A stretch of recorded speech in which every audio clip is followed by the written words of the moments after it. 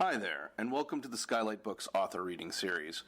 If you'd like to learn more about us and our many upcoming author events, please visit skylightbooks.com, where you can browse our inventory, buy books, and join our Friends with Benefits Club. You can also follow us on Twitter, Tumblr, and Facebook. To speak to a real live bookseller like me, please call 323-660-1175. Thanks for your support, and enjoy. We're so very happy that you're here.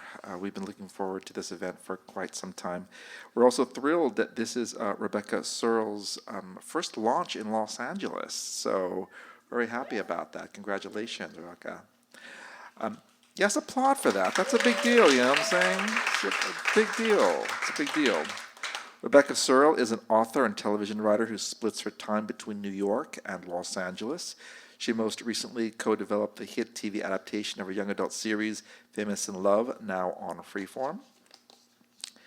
Gabrielle Zevin has published 8 adult and young adult novels, including Elsewhere, an American Library Association notable children's book, which has been translated into more than 20 languages. She is the screenwriter of Conversations with Other Women, starring Helena Bonham Carter and Aaron Eckhart, for which she received an Independent Spirit Award nomination. She has also written for the New York Book Review, NPR's All Things Considered. She lives in Los Angeles. So please welcome Gabrielle and Rebecca.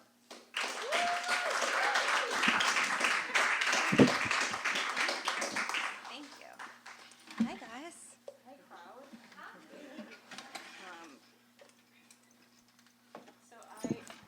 Look at this. Hi. I'm going to make this happen. Okay. Yeah. Yeah, All the way we can around do here. a little rejiggering. I feel like we're in NPR, like, check, check. Okay. So this is the first event we've ever done together. Maybe That is the last. true. No. No, well, I don't know. I Okay, definitely. We'll see how this goes. So in preparation for this event, I Googled Rebecca, and I learned a lot of things about you.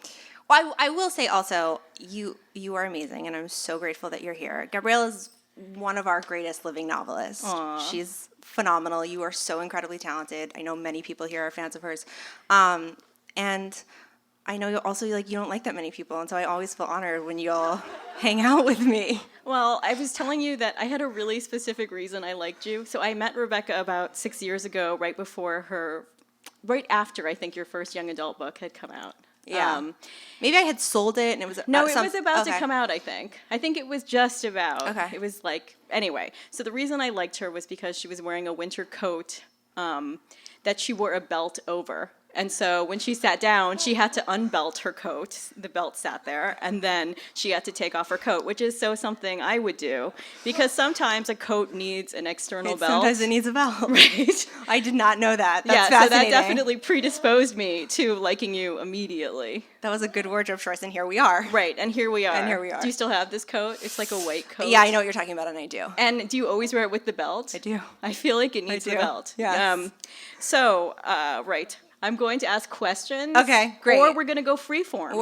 We might go free That has form. a different We like to meaning talk. for you. We did actually spend 2.5 hours on the phone yesterday. We hadn't spoken in a while, and I was like, we should have done this on Wednesday, because maybe we've worked our way through everything we want to talk about here. Right, but actually we talked about all the things that we were like, we probably shouldn't talk about these things true. in front of people. That's true. So That's those true. were. We So got now those we're out of going the to way. talk about the good for public conversation. Yes, welcome to that. So when I was Googling you, I noticed many places were referring to The Dinner List as your debut novel. Yes, it is not. So what's up with that? I have 4 other novels. They're young. This is my first adult novel. Right. And I think we've spoken about this, but there's a little bit of a weird thing when you tell people this is your first adult novel, because people who are not familiar with publishing think that means something different than it does. So it sounds kind of in case it's lost on anyone, it just sounds kind of porny. And nobody has to use that phrase unless they've written this. Unless they've done the dirty thing of writing for children or for teenagers, then Right. you have to say adult novel, which Yes. is super weird. It is weird. It's a weird thing.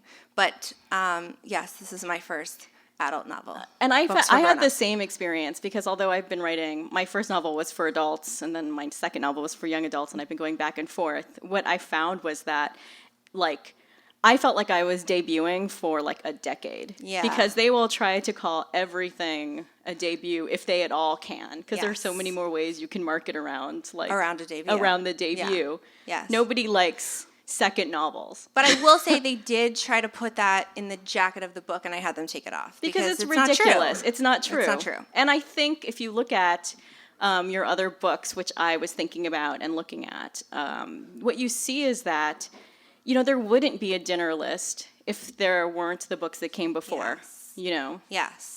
It feels like a weird, like even I did a launch last week in New York, and the woman who runs events at the bookstore, who I adore, I've done all of my New York City launches there, but she asked me, she was like, do you want me to put out your YA or not? She's like, some authors who transition get like finicky about that. And I was like, of course, I wrote those books. Like, I stand by those books. I wrote them. Right. But you're right. There is this, like, weird thing of, like, we're just not supposed to talk about that anymore. That was, like, practice. And now we're, like, doing the real thing. Right. Yeah. And it's very strange. I think it strange. speaks to how we see, I guess a condescending way that we look at sort of like children's work, women's Yes. work, all these kinds of things, All of those things. So Getting very close to feminism here. we're not going to get there. We may get there. We may get there. We may get We may there. get there. Everything is there, but we're not Right. there yet. So I hate this question, but I feel like I want to set By this all up. means then, So I'm yes. going to start with this. Okay. But I want to know where the idea for the dinner list came from. And I know like that there's like the short quippy response that is the one, J.K. Rowling like wrote all of Harry Potter on that train trip. Yeah. And then there's like the Looking at ugly actual way the sausage is made ideas. So you can go with I'll split either the difference? either version of Okay. that. I know that version 2 like would take like the whole time that we're Yes. here basically. Yes. Because ideas are more like cancers than they are like, lightning bolts. So dark, you but know. so true. Yeah. Yeah. Yeah, that got really dark. Yeah. I had the idea for the dinner list like 5 years ago. And I don't actually remember where it came from because it was a while ago, but I remember that I wrote the first 100 pages very quickly, and they felt really good and solid. And So then this was 5 years ago. This was 5 years ago. Right. Yeah, this was 5 years ago. And then my television show Famous in Love like began to come together, and like we sold it, and then the pilot got picked up, and then we got picked up to series, and all of a sudden it was like 3 years later, and I had just like been to LA and kind of gone on this like very odd ride, and I came back to my computer and literally just like discovered the pages on my computer, sent them to my agent, and in between that I had written a novel that just was not working. Like I kept really trying to make it work, and I kept sending her revisions, and she was like, "This is still really bad." It's fine. It was true. It was true. And Do you think that's my agent. Will you ever go back to this? I keep threatening her that I'll do it, but the book is a character study. It's not actually a novel, and I think sometimes we write those books. Yeah, we do write Yeah. those books, and I feel like what happens is sometimes you write like a whole idea just to get a tiny piece of something for Yes. something else. And I think that's probably what this book was. I think it was a tiny piece for the dinner list. right. It was just a seed. Yes. But So it never- then she liked it, and then I wrote the rest pretty quickly in like maybe 3 or 4 months. I was also sort of desperate for something that was like creatively, that I could own and that was kind of creatively mine, and it came together really fast. Yeah, I mean, I feel like when I look at it, it's structurally so much more complicated than your previous books. Yes, but only because that came organically. So the book is about a woman who shows up to her 30th birthday dinner, and it's that dinner. If you could have dinner with any 5 people, living or dead, who would they be? I pitched it to my Lyft driver, and she was like, I'm She was going to sold? read that. Great. Yeah, I think it pitches super well. We have a sale. Yeah. And the chapters go back and forth between times of this unfolding dinner and the love story between her and one of her dinner companions, who is her ex-boyfriend.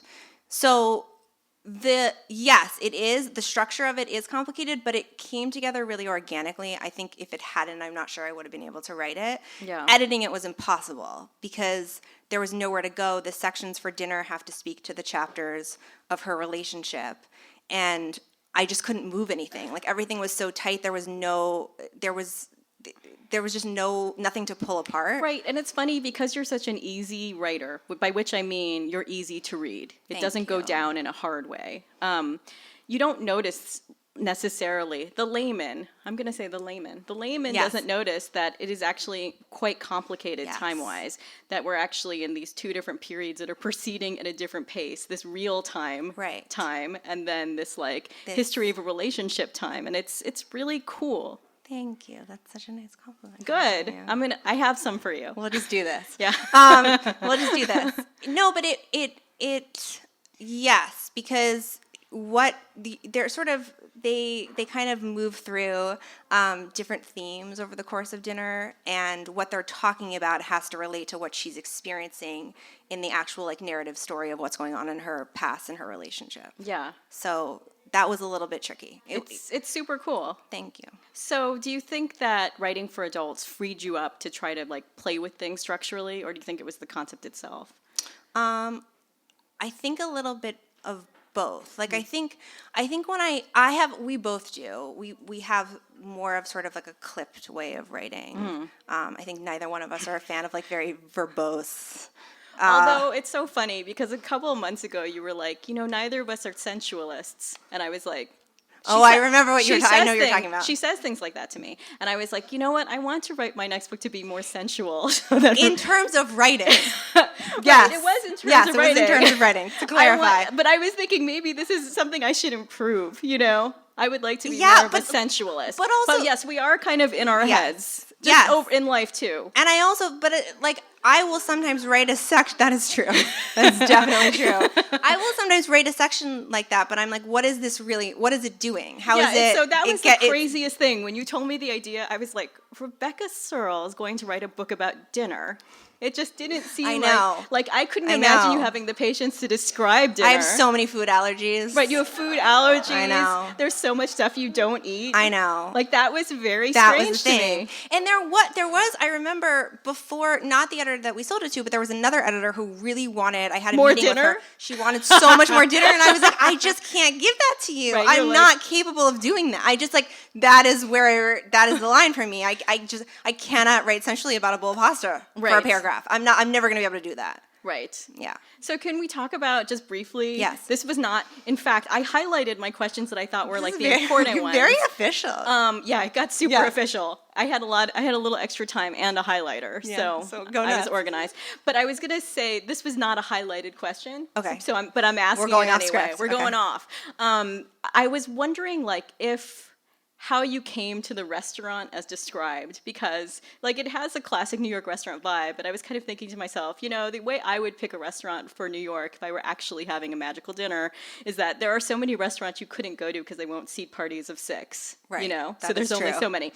But I was wondering how you came, if you had a reference restaurant in New York. I did. There's this restaurant called Hudson Clearwater that is, in fact, at the location where that is, I think it's on Hudson and Bleecker, that I loved. It used to be much more hidden. It used to be that there was this back door and you could only find it that way. And now they've just opened up for front door. I think they lost a ton of business because nobody knew where it was. Right. They wanted it to be secret, but then it turned out no one knew the secret. It's really 50-50 on whether that works. Sometimes it becomes massive because nobody can figure it out, and it's this cool hidden thing, and sometimes just nobody can figure it out. Right. So it's sort of modeled on that. And I think in earlier drafts it had a fake name, and we decided to take that out because I kind of like the idea that people can imagine their favorite little sort of cloistered New York West Village spot. Yeah, I think that's smart. Okay, good. Yeah, I'm for that. It's printed, so I'm glad. Right, isn't that the worst? My least favorite question I'm ever asked is, what would you change about this book? Yeah. Well, nothing now. Nothing now. I will tell you, I made a really sort of giant error and decided that I was going to record the audiobook of this book, and I did it. And it's just kind of awful, the fact that it's out there, but whatever. I want to ask some more about that though. Yeah, but but it was terrible because we did it, so we had to do it. I don't remember why, but we had to do it. Because you have to have a locked manuscript when you do it. And I caught errors, but there was nothing I could do about it. There were small things that I was like, oh, I wish I would change that, or I don't like this word or whatever, and being forced to read your book out loud for 7 hours when it's like already printed is a particular kind of torture.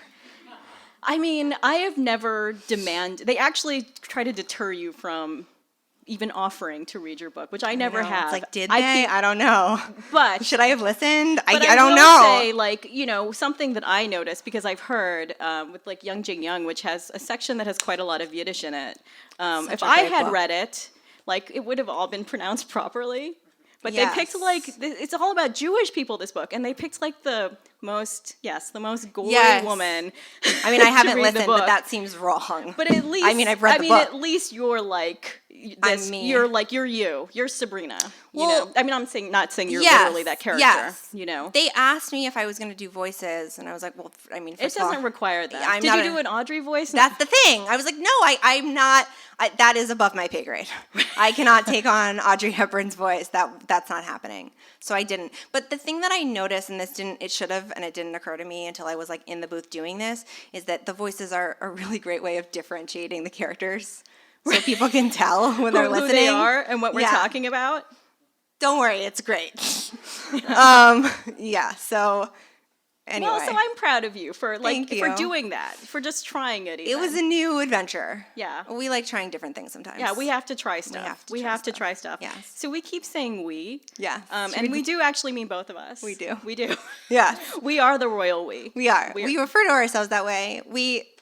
How should we express it? I'm not sure. It's hard to explain. Yeah. It's hard to explain, but we're about like 7 years apart in age. I'm older, and we follow a pattern. Yes. Where we do things very consistently. Gabrielle will call me sometimes and say, like, okay, so, you know, in 5 years, we moved to Los Angeles. Right. Or in 6 years, I told your mom that, like, you're coming because I'm here. Great. So it has to happen. So, so we know that's what's happening. There is sort of a pattern to our life and career in many ways. And when it diverges, it's disturbing to both of us. Like, there are some things that diverge. Some areas. We don't have to get into them, but there are some, and they're... Like, I did that haircut 2 years ago because, and it's like taken a while to get back, but it looked better on you. You have the best hair. So that worked out good for you. But you knew I was going to cut it. You were like, that's around. She's not a dog person, so there's that. I like your dog. Yeah. And he likes her. He does. Yeah, he's kind of obsessed, actually. He's like, no, you're going to be a dog person.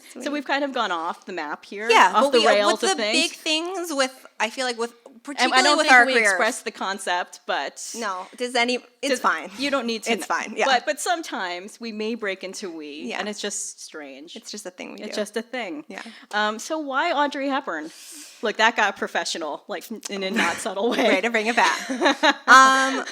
Audrey, she was the first person on the list. I think that there's something really interesting about Audrey in that she's sort of held up as being this like ideal of what it means to be feminine. Well, and in the book she and says, because I was a 19-year-old girl. Of course, Audrey Hepburn. Yes. Which is true.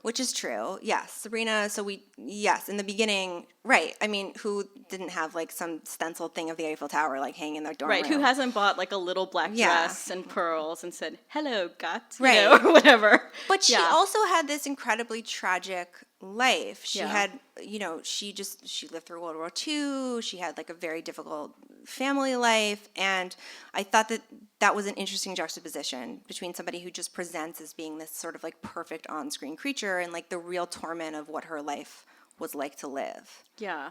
And I like that for the book. Like that felt interesting for the book. And it's so funny because this will have a point A and a point B. Okay. I ended up feeling really sorry for her the whole dinner. I was like, oh, poor Audrey, stuck with these people. Yeah. Yeah. I think it's the first line of the book. She says, like, Audrey Hepburn is annoyed. Yeah, she's like, why am I here? Why am I here? Right. I've come from the afterlife to this dinner, which I'm glad to be in the village, but... And still. She could be really dining with anyone. Right, she could, or maybe not. Maybe this is it for Audrey at this point. But ever since that, like, whenever somebody's like... even just thinking about the book as it launched and people were coming up with their dinner lists, I was like, I don't really want to invite somebody that is going to be not happy to be there at this stage in my life. No, who's like you don't have to give me 5, but who's like one person? I don't know. Okay, maybe David Bowie. Oh, cool. Okay, I'm going to go with that. Okay, great. But I would want to have a balance, like Barack Obama. Yes. You know, maybe they could amuse each other. Yes. Right. That is another interesting thing, is I think that she says relatively on in the book too. Like, I always thought about all these people and how they related to me. I didn't think about how they'd get along together. Right. And sort of how right. that. So that's the difference between being 30 and being like 19. Yes. So when you're 19, you're just like, how can all these people come and serve me? Yes. When you're 30, you're like, this is a dinner party. Yeah. Right? It's a dinner party. these Sabrina's people, a little selfish still at 30, though.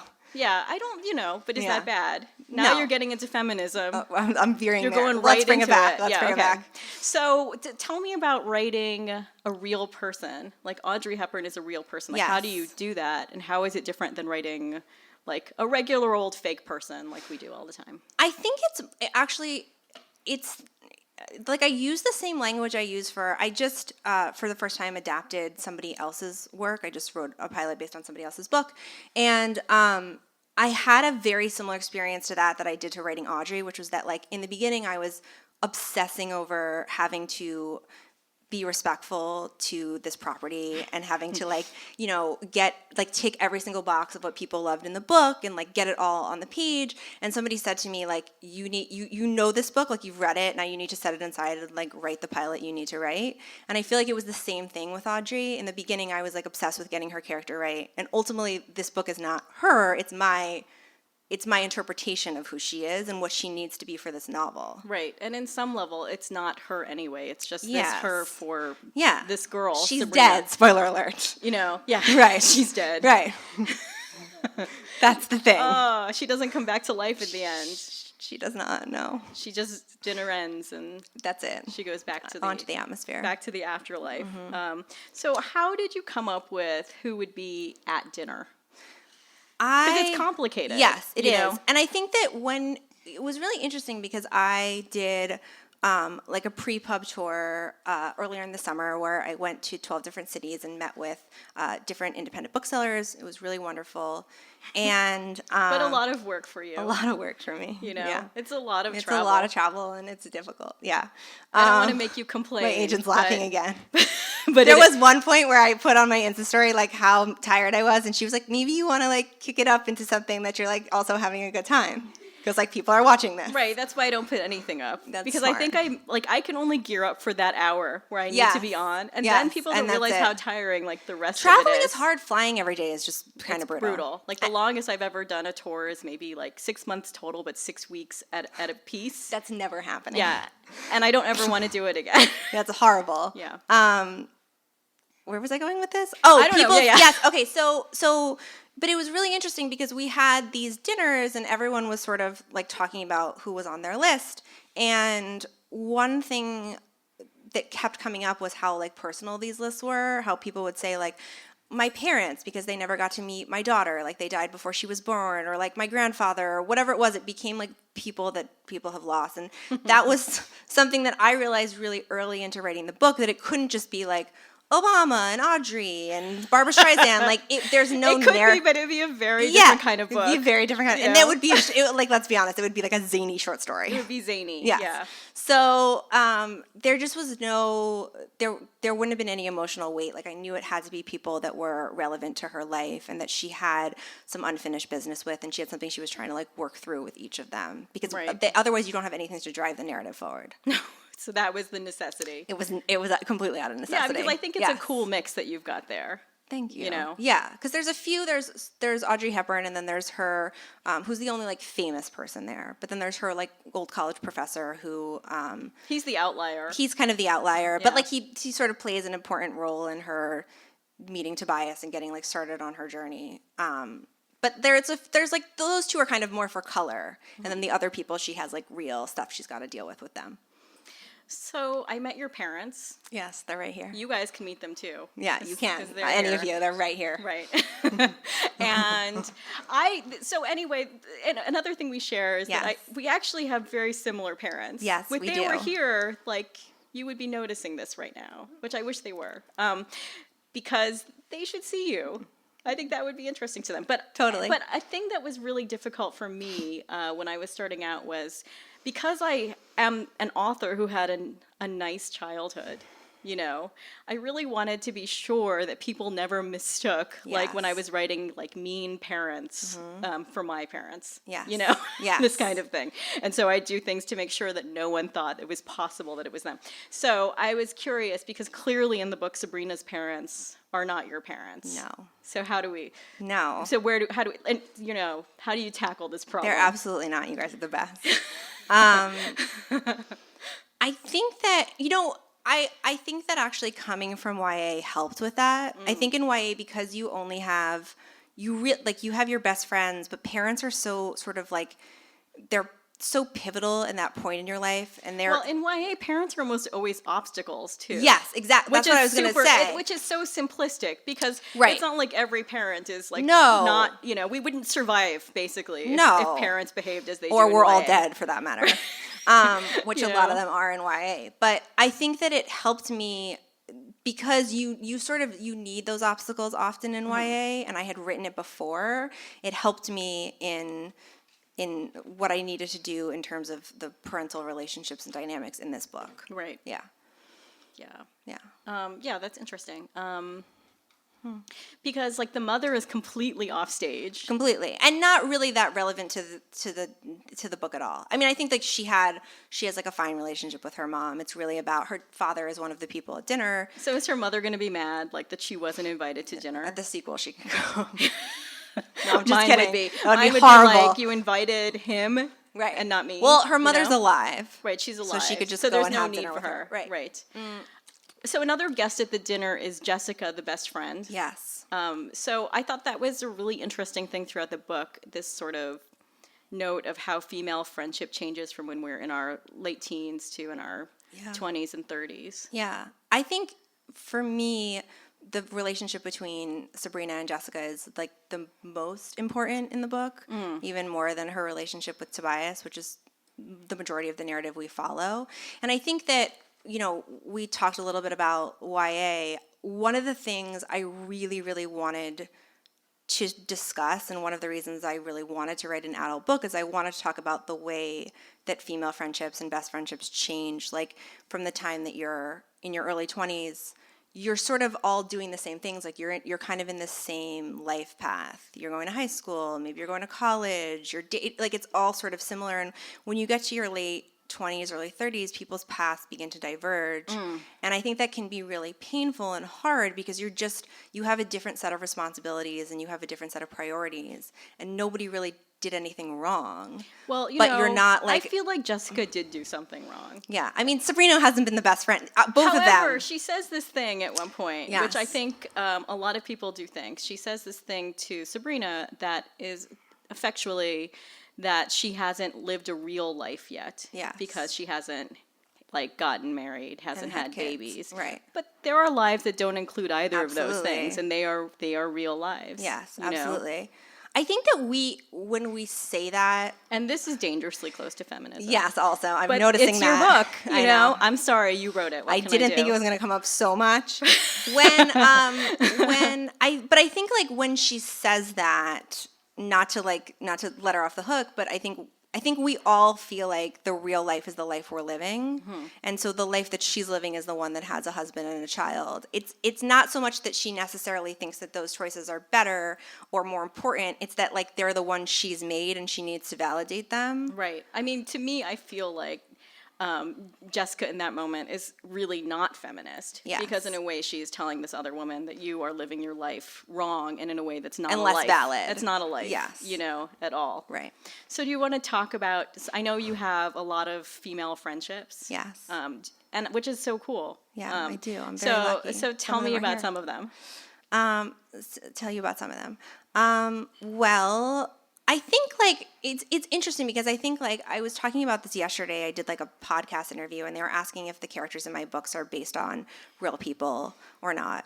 And I said, I'm curious what you think about this because I was like, I don't think that they're based on real people, but I think the relationships are based on real relationships I've had, Yeah. if that makes sense. Does that make sense to you? It does. It makes Yeah. perfect sense to me. Yeah. Basically, I think that there's some core thing that happens that you apply on to these other Yes, people that yes. you are writing. you know?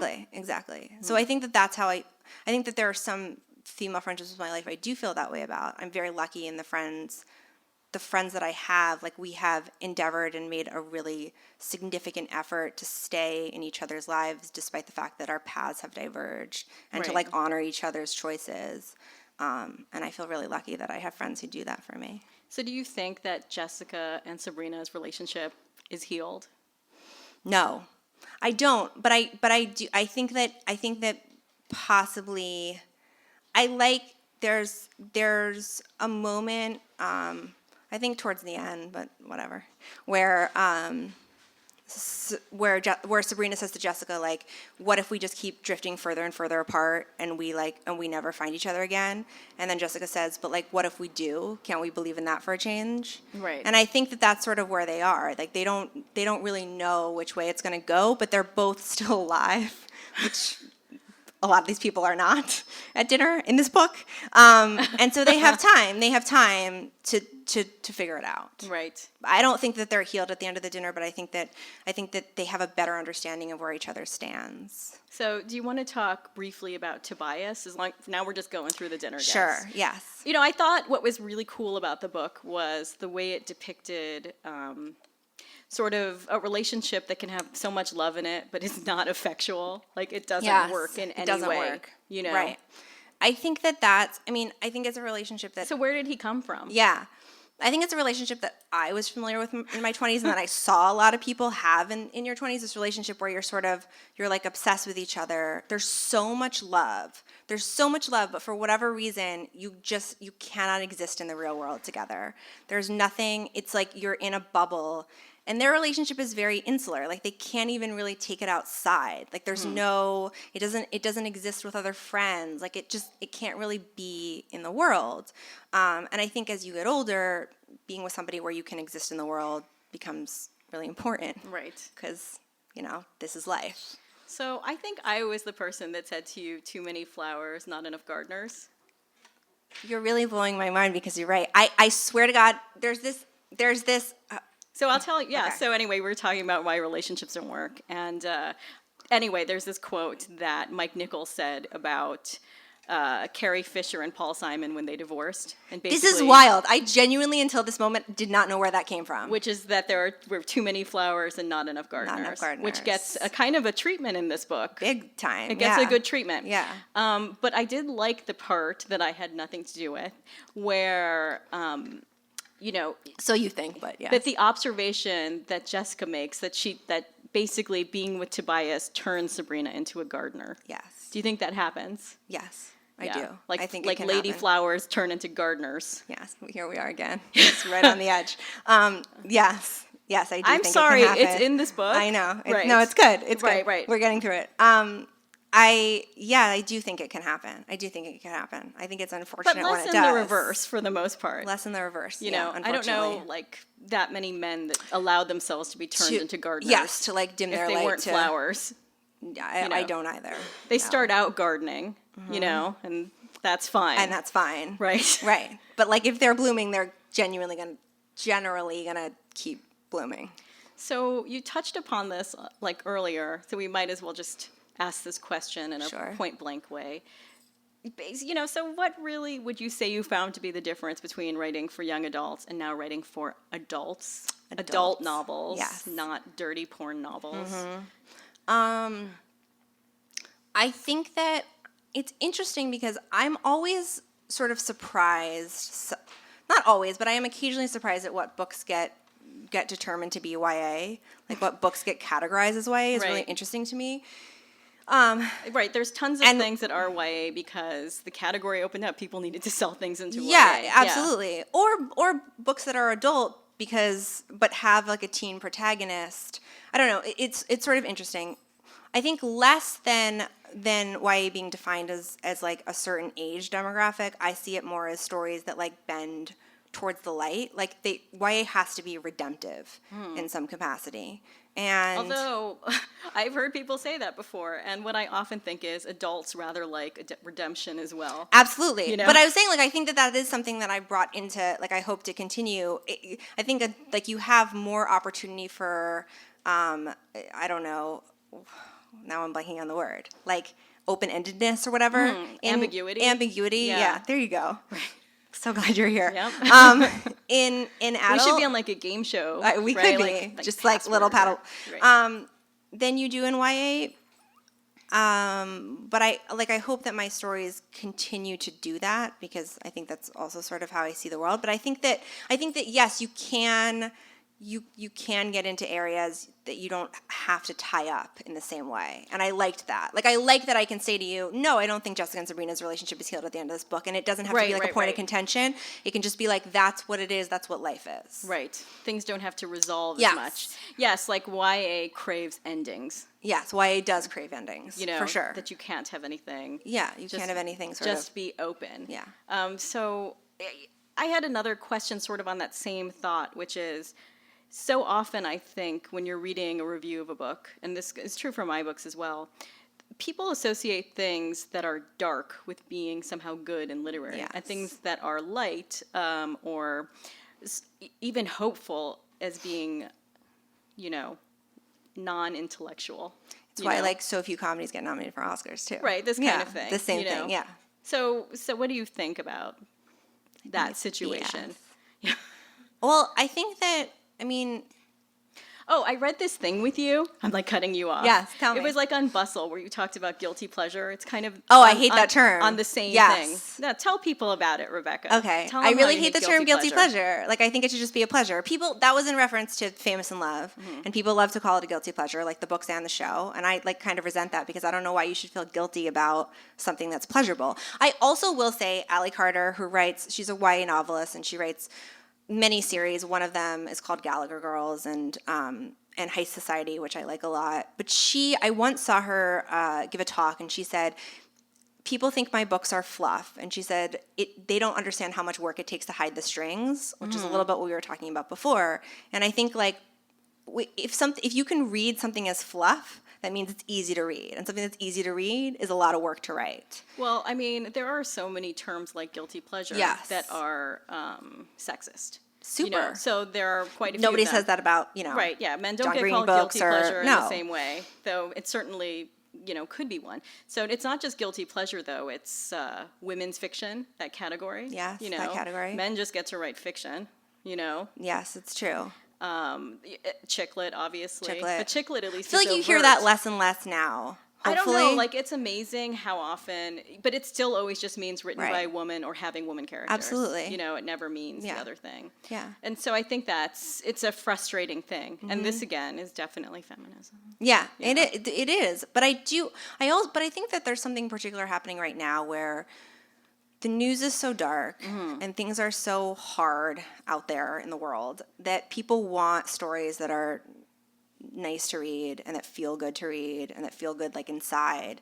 And so I feel like that's having a comeback, like, across the board. Like, the return, I like, romantic think comedies are back, apparently. there's some theory of art that says that it is to reveal Yes. the best of humanity to ourselves, the possibilities for it. That art is not necessarily just, the purpose of it isn't just to be truthful or even to just depict darkness, but possibility also. Yes. I'm not saying I believe that Right. or even subscribe to it. No. However, it is a theory, and I think we've kind of had this switch where we see everything that is negative in fiction as being good. Yeah. And sometimes it's just negative, by Sometimes the way. it's just negative, and it's know? not enjoyable to read. I like entertainment that's enjoyable. Most people do. So, I don't know though. Like with the stuff that people watch on TV, like *Handmaid's Tale* and *Sharp Objects*, like people are enjoying that. Right. It's so painful. So do you want to talk about? Well, I want to talk about television as long as we're here. Okay. Do you want to talk about *Famous in Love*? Sure. Let's do it. Okay. You start. Ask me something. Okay. Well. It could go really wrong really fast if Okay. you don't. So I'll ask you how writing for television, if at all, informed writing your book. Okay. The book you wrote after, Yes. which I think is only this one, The Dinner List. Yeah. Well, you know I what? have theories about it. I will say I've never thought about it before, but I think I probably got stronger at dialogue, and this book is like. It does. Yeah. Yes. I agree This that book you is- have. Yeah. This book is is definitely the poppiest and the sharpest. And this book is, I don't know what the percentage. People sound different. Yes. They aren't just you, like, Yes. you know. And I think that would have been challenging for me to write 5 years ago at the time I started it, because I don't think I knew. I mean, you're talking about a dinner table that has 6 people seated around it, and you have to be really clear about who's speaking and what's going on, and there are different side conversations happening, and that table is a lot to manage. And I've actually never thought about this before, but I'm not sure I would have been able to done it without those years of television writing. And that's why it's not your debut. That is why it is not. Right. Yes, exactly. Because this is one that required you to have done this a couple of times. Absolutely. It's an ambitious thing. Anything that kind of, everyone knows that when you write something that takes place in one location like that, the sort of beats you have to do are much more subtle and much more complicated, for sure. And I would say that, and we talked about it briefly before, it's structured much more rigorously than any of your prior books. So I don't know if that's lightly TV's influence, although it doesn't have TV structure in any way. No, but yes, I think that this ambitious beating. Yes, this ambitious beating.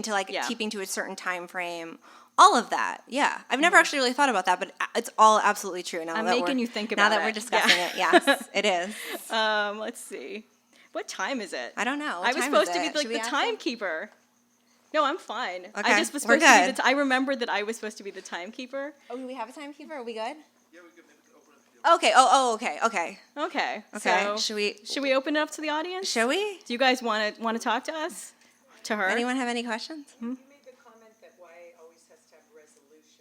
I said it often does. Often. Oh, okay. So where do you think that comes from? Just the history of YA, that normally they've always had resolution. So as younger writers, you feel that YA should, because you should follow that, or where does that? Well, I have not written a YA novel for 6 years, so Yeah, I'm not. same. I mainly I work in adult and always have. But so I don't know if I can speak for what all people think about the subject. But what I can say is that I think that the people that purchase novels for young readers perhaps crave that resolution for them. They crave stories. A resolution actually is sort of synonymous with a moral in some way, and so I think we still look for that in our books for young readers. I'm not saying this is something I have ever tried to do or want to do, but I think on some level that the fact of the moral, the idea of the moral, is what drives it to resolution.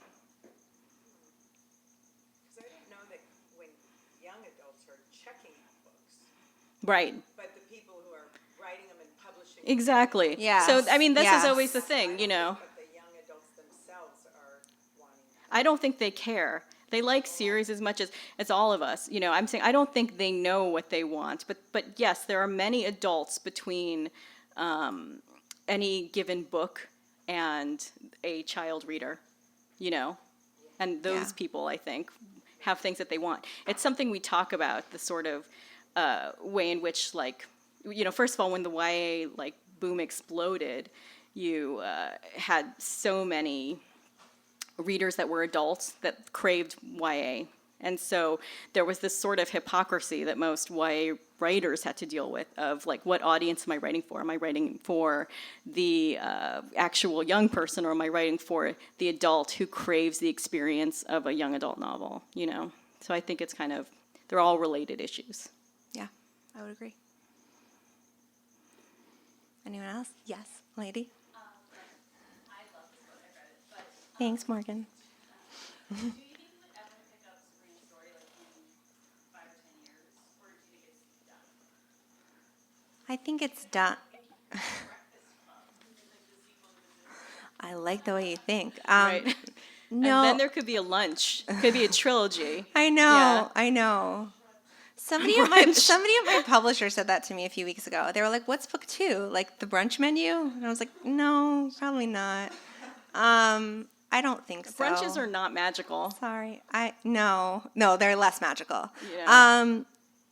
I mean, by the way, who knows? Life is weird and long, but I don't love the idea of sequels unless that's what you set out to do from the beginning. Like when I wrote Famous in Love, I knew there was going to be multiple books, and I had a story for that. I feel like when I write one novel, I feel complete at the end of it. I feel like I've left the characters where I want to leave them.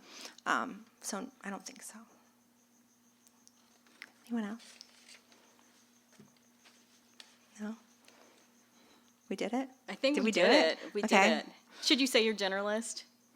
My dinner list? I mean, I was Okay. like, I'm not going to ask her dinner list, but I'll tell you. now we're here. But now we're here. It feels like that could be a good button on this evening, don't you think? I like it. Yeah. My grandfather, who this book is dedicated to, and who died when I was like 2 years old, and I never really got to know or meet, but I've always felt really connected to. Nora Ephron.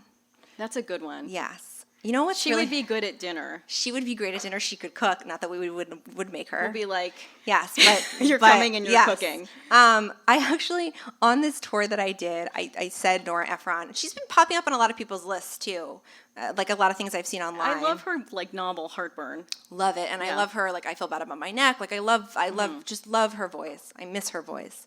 But I said this, and one of the women there at the dinner was like, Sleepless in Seattle was super, like she thought it was like super anti-feminist and was like very against it. And I was like, I did not see this coming. Like I did not think that Nora Ephron was going to be controversial. Right. But it was interesting. How Anyway. old was the woman? No, like give us a description of this woman. The woman was, by the way, she had some very interesting points, and we ended up having like a really interesting conversation about like romantic comedies and Sleepless in Seattle and agency, all But of it's that. so funny. That's still just one movie in a body of work. Absolutely. Do you know what I'm saying? Yeah. Like you can pick up anything, and we talk about this sometimes. How people Yes. get the idea that if you write one character who says one thing, they sometimes think that that reflects you. Yes. But it's a character. It's a character. You know. Absolutely. I And have some characters that do not have evolved beliefs. Yeah. You know. Yeah. Totally. And we should be okay to write We those. should be okay to write those. I agree. But yes, but Sleepless in Seattle is just one movie. Just one movie, right? You know. Now that I'm thinking about it, I actually think it was You've Got Mail. But anyway,